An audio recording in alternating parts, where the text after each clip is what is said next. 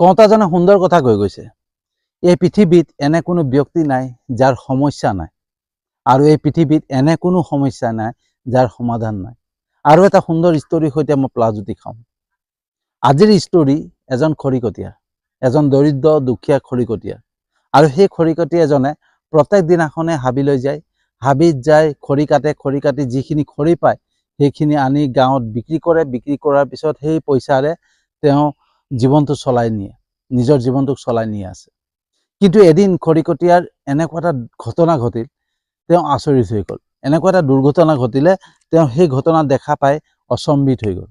আৰু সেই ঘটনাটো এনেধৰণৰ, আগৰ দিনাখনৰ নিচিনাকৈ খৰিকটীয়াই হাবিলৈ খৰি কাটিবলৈ গৈছিলে, আৰু যেতিয়া হাবিৰ মাছ পালেগৈ তেতিয়া দেখা পালে এটা শিয়াল পৰি থকা দেখা পালে। আৰু শিয়ালটোৰ এটা ভৰি নাছিলে, আৰু ভৰিটো নথকাৰ কাৰণে শিয়ালটোৱে লৰচৰ কৰিব পৰা নাই, ক'তো যাব পৰা নাই।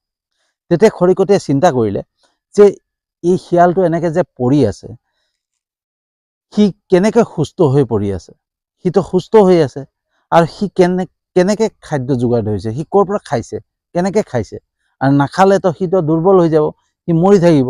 কিন্তু সিটো সুস্থ হৈছে কেনেকে, তাক কোনে খাবলৈ দিছে, সেই কথা চিন্তা কৰি থাকোঁতে অকস্মাতে বান্দৰে ইফালৰ পৰা ইফালে জাপ মাৰিব ধৰিলে আৰু চিঞৰিব ধৰিলে। আৰু তেতিয়াই খৰিকটীয়াই গম পালে যে হাবিৰ ৰজা সিংহ আহি আছে। কাৰণ খৰিকটীয়া সদায় গৈ থাকে হাবিলে গৈ থাকে কাৰণে হাবিৰ গোটেই পৰিৱেশটো জানে, যে কেতিয়া সিংহ আহে কেতিয়া নাহে সকলো কথা জানে। আৰু জানি পালে তাৰ পৰিস্থিতিৰ কথা জানে কাৰণে যেতিয়া বান্দৰে চিঞৰিব ধৰিলে তেতিয়া গম পালে যে সিংহ আহি আছে। আৰু তেতিয়াই লৰালৰিকে খৰিকটীয়া গৈ এজোপা গছত উঠি দিলে। গছৰ ওপৰত উঠি পালে ওপৰৰ পৰা সকলো লক্ষ্য কৰি আছে, সকলো দৃশ্য লক্ষ্য কৰি আছে। আৰু তেতিয়া দেখা পালে যে সিংহটো আহি আছে, আৰু সিংহৰ মুখত এটা মৃত হৰিণ।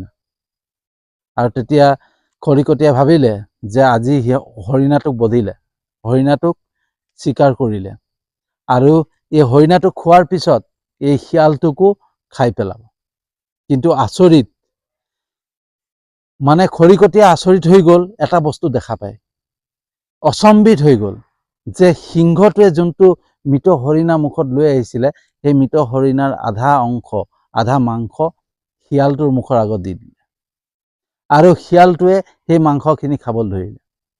সেই দৃশ্য দেখা পাই খৰিকটীয়াই ভগৱানক চিন্তা কৰি ভগৱানলৈ প্ৰাৰ্থনা কৰিলে যে হে ভগৱান, হে প্ৰভু, তোমাৰ আচৰিত লীলা, তুমিয়ে জীৱ সৃষ্টি কৰিলা, আৰু তুমিয়ে জীৱক মুখ দিলা, খাবৰ কাৰণে মুখখন দিলা, আৰু তুমি খাদ্যও যোগাৰ ধৰি দিছা, তুমি সঁচাকৈ মহান। সেই কথা ভাবি খৰিকটীয়া ঘৰলৈ গ'ল। ঘৰলৈ গৈ পেলাই চিন্তা কৰিলে যে আজিয়েই মানে মই দেখা পালো যে সিংহই শিয়ালটোক খাদ্য যোগাৰ ধৰিছে, নে সদায় মানে যোগাৰ ধৰে। সেই কথা চাবৰ কাৰণে পিছদিনাখন আকৌ খৰিকটীয়া সেই জেগাত উপস্থিত হ'ল, আৰু সেই গছজোপাতে উঠি থাকিলে। আৰু সেইদিনাখনো দেখা পালে যে সিংহই মুখত মানে এটা মৃত কিবা বস্তু লৈ আহিছে, লৈ আহি পালে শিয়ালটোৰ মুখৰ আগত দি দিছে। আৰু তেতিয়া সম্পূৰ্ণ বিশ্বাস হৈ গ'ল যে সঁচাকেই ভগৱান পৃথিৱীত আছে, আৰু ভগৱানে এইখিনি কৰি আছে, কাৰণ ভগৱানে সিংহক পঠিয়াইছে শিয়ালটোৰ বাবে খাদ্য যোগাৰ ধৰিবৰ কাৰণে। গতিকে সেই দৃশ্য দেখা পাই সেই বিশ্বাস হৈ খৰিকটীয়াই ঘৰ পালেগে। খৰিকটীয়াই ঘৰ পাই পেলাই ঘৰত চিন্তা কৰিলে যে ভগৱানে যেতিয়া সিংহক এনেকে পঠিয়াইছে শিয়ালৰ বাবে খাদ্য যোগান ধৰিবৰ কাৰণে, খাদ্য দিবৰ বাবে, তেতিয়াহ'লে মোকো দিব। মই ভগৱানক চিন্তা কৰিম, তে মই কিয় খৰি কাটিম, মই আজিৰ পৰা খৰি কাটি কষ্ট নকৰোঁ, আৰু মই ভগৱানক প্ৰাৰ্থনা কৰিম, গতিকে মোক ভগৱানে যোগাৰ কৰি দিব।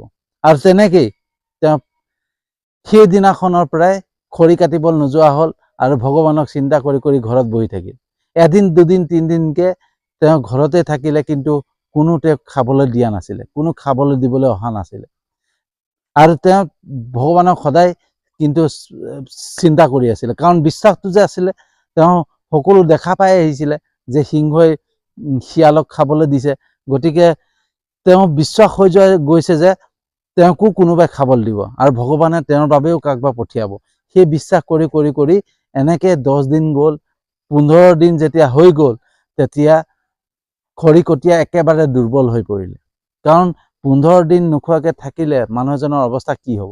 তো খৰিকটীয়াজনৰো সেই একে অৱস্থা হ'ল, একেবাৰে দুৰ্বল হৈ পৰিলে, খোজ কাঢ়িব নোৱাৰা হৈ গ'ল আৰু আগৰ দৰে তেওঁ খৰি কাটিবলৈও যাব নোৱাৰা হৈ গ'ল, একেবাৰে দুৰ্বল হৈ গ'ল। আৰু দুৰ্বল হৈ পেলাই তেওঁ যেনে তেনে গৈ ঘৰৰ আগফালে বহি আছিলে। আৰু ঘৰৰ আগফালে বহি থাকোঁতে এজন সাধু বাবা তেওঁৰ ঘৰৰ আগফালেদি গৈ আছিলে। সাধু বাবা যেতিয়া গৈ আছিলে, সেই সাধু বাবাজনে দেখা পালে। দেখা পাই পেলাই খৰিকটীয়াক দেখা পাই ওচৰলৈ চাপি আহিলে আৰু চাপি আহি পেলাই খৰিকটীয়াক সুধিলে যে তোমাৰ কি হৈছে? তুমি ইমান দুৰ্বল হৈ পৰিছা যে? তেতিয়া খৰিকটীয়াই সকলো কথা ভাঙি পাতি ক'লে যে মই হাবিত গৈছিলোঁ, হাবিত যাওঁতে দেখা পালোঁ যে শিয়ালটোৰ ভৰি কটা আছে, লৰচৰ কৰিব নোৱাৰে। মই চিন্তা কৰিছিলোঁ যে তাক খাদ্য কোনা যোগাৰ ধৰে। তেতিয়া দেখা পালোঁ সিংহই মানে মাংস টুকুৰা আনি পেলাই শিয়ালটোক খাবলৈ দিছে আৰু সেইখিনিতো ভগৱানৰ ইচ্ছা, ভগৱানেই কৰিছে। গতিকে ভগৱানে যেতিয়া শিয়ালটোৰ কাৰণে সিংহক পঠিয়াইছে, তেওঁ মোৰ কাৰণেতো কাকবা পঠিয়াব।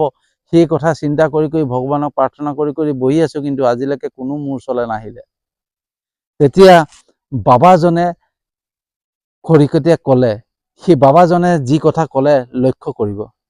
সেই বাবাজনে খৰিকটীয়াজনক ক'লে যে হে মূৰ্খ মানুহ, হে পাগল, তুমি কেনেকুৱা ধৰণৰ মানুহ? তোমাক ভগৱানে সেই দৃশ্য এটা কাৰণে দেখাইছিলে, তোমাক জংঘলত যি দৃশ্য দেখুৱালে সেইটো এটা কাৰণে দেখুৱাইছিলে যাতে তুমি সেই সিংহটোৰ দৰে হোৱা। তোমাক সেই সিংহটোৰ দৰে হ'বৰ কাৰণেই ভগৱানে সেই দৃশ্যটো তোমাক দেখুৱাইছিলে। কিন্তু তুমি সিংহটো নহয়, তুমি সেই শিয়ালটো হ'ল আৰু সেই শিয়ালটো হৈ পেলাই শিয়ালৰ দৰে ঘৰত বহি থাকিলা। তোমাক কোনে খাদ্য দিব? এই ষ্টৰিটোৱে এটা সুন্দৰ মেছেজ দিছে আৰু মেছেজটো এনেকুৱা যে আমাৰ জীৱনলৈও সমস্যা আহে, আমাৰ জীৱনলৈও ডাঙৰ সমস্যাই আহে, কিন্তু সেই সমস্যা অহাৰ লগে লগে ভগৱানে আমাক সমাধানো দিয়ে। কিন্তু আমি সমাধানটো ল'ব নাজানো, আমি বিচাৰি নাপাওঁ। কাৰণ কেলে? আমি উল্টা কৰি পেলাওঁ। আমাক যেনেকৈ সমাধানটো দিয়ে তেনেকৈ নকৰোঁ, আমি উল্টা কৰোঁ। যেনেকৈ খৰিকটীয়াটোৱে দেখা পালে যে সকলো দৃশ্য যেনেকৈ দেখা পাইছিলে যে সিংহটো আহি আছে, সিংহটোৱে খাদ্য লৈ আহিছে, এটা হৰিণা, মৃত হৰিণাক লৈ আহিছে আৰু মাংসটো দি দিছে সেই শিয়ালটোক, যোনটো শিয়াল লৰচৰ কৰিব নোৱাৰে, যাৰ ভৰি এটা নাছিলে, যি অসহায়, সেই শিয়ালটোক মাংসটো দিছে আৰু শিয়ালটোৱে ধুনীয়াকৈ খাইছে। মানে শিয়ালৰ খাদ্যটো যোগান ধৰিছে সিংহটোৱে, কিন্তু সিংহটোক আমি লক্ষ্য কৰা নাই। খৰিকটীয়াই লক্ষ্য কৰিছে কাক? শিয়ালটোক, মানে দুৰ্বলটোক লক্ষ্য কৰিছে। তেনেকৈ আমি জীৱনত যেতিয়া সমস্যাবিলাক আহে নহয়, আমি নিজকে দুৰ্বল বুলি ভাবি লওঁ। আমি যেনে সদায় আমি অসহায় বুলি ভাবি লওঁ। আমাৰ জীৱনত এনেকুৱা আৰু নহ'বই, আমাৰ ভাগ্যত নাই, আমি আৰু আগবাঢ়িব নোৱাৰোঁ, আমাৰ এনেকেই কাটি যাব জীৱন, সেই তেনেকৈ ভাবি লওঁ। আৰু যেতিয়া আমাৰ সুযোগবিলাক আহে নহয়, সেই সুযোগবিলাক আমি চিনি নাপাওঁ, বুজি নাপাওঁ, আমি ধৰিব নোৱাৰোঁ। আমি যদি কিবা এটা কামতো আগবাঢ়ি যাওঁ নহয়, সেইটো যদি ফেইল হওঁ, যদি সেইটো কৰিব নোৱাৰা হৈ যাওঁ নহয়, তেতিয়া কওঁ এইবিলাক কাম আমাৰ কাৰণে নহয়, আমি এইবিলাক কাম কৰিব নোৱাৰোঁ, আমাৰ যোনটো কাম সেইটোৱেই হ'ব, গতিকে আমি এইবিলাক কৰিব নোৱাৰোঁ, আমি তাক কৰিবৰ কাৰণে চেষ্টা নকৰোঁ। এই মেছেজটোৱে এটাই বুজাইছে যে বাবাজনে যোনটো কথা ক'লে যে ভগৱানে তোমাক সেই দৃশ্য এটা কাৰণে দেখুৱাইছিলে যে তুমি সেই সিংহটোৰ দৰে হোৱা, তুমি শিয়ালটোৰ দৰে নহয়। তো আমি সিংহটোৰ দৰে নহয়, আমি শিয়ালটোৰ দৰে চিন্তা কৰোঁ। মানে শিয়ালটো যেনেকৈ দুৰ্বল হৈ গ'ল, আমাক য'ৰ পৰা হ'লেও আমি খাবলৈ পাম আৰু কিনো, আমি কেলৈ ইমান কষ্ট কৰিব লাগে, আমি কিয় মানে যুঁজিব লাগে, আমি তাৰমানে চেষ্টা নকৰোঁ। কিবা এটা ফেইল হৈছোঁ, ক'ৰবাত আগবাঢ়িব পৰা নাই, বা কিবা এটা ব্যৱসায় কৰিম বুলি চিন্তা কৰিছোঁ, তেতিয়া আমি নিজকে দুৰ্বল কৰি পেলাওঁ, নিজকে চিন্তা কৰি লওঁ যে এইটো আমাৰ বাবে নহয়, আমি এইটো কৰিব নোৱাৰোঁ, আমি আগবাঢ়িব নোৱাৰোঁ, আমি এনেকেই চলিব লাগিব, আমি এনেকেই জীৱন যাপন কটাই যাব লাগিব। সেই বুলি আমি নিজৰ মনতে আমাৰ চিন্তাধাৰাত ভৰাই লওঁ, আমাৰ মগজত সেইটো কথা ভৰাই লওঁ। কিন্তু এটা কথা চিন্তা নকৰোঁ যে আমি যদি কৰিব বিচাৰোঁ, কৰিব পাৰিম। কাৰণ মানুহ মাত্ৰে যিকোনো কাম কৰিব পাৰে, যিকোনো কামতে আগবাঢ়ি যাব পাৰে।